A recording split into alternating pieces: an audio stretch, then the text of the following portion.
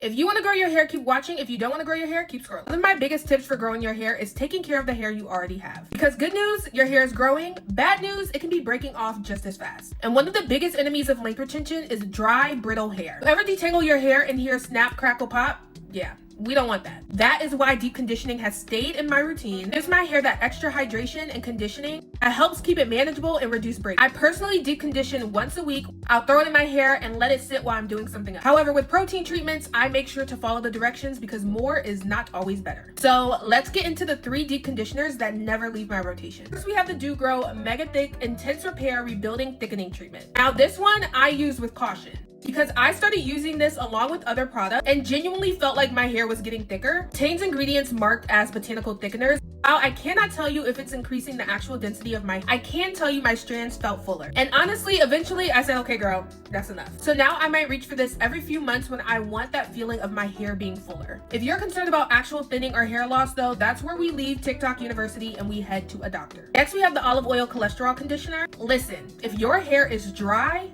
get you some. It is around $6 for this huge jar. My hair feels so good afterwards, and this is probably the easiest one for me to recommend. Affordable, moisturizing, gets the job done. Truly, no notes. Lastly, when I want some protein in my routine, I reach for the Shea Moisture Manuka Honey and Yogurt Hydrate and Repair Protein Power Treatment.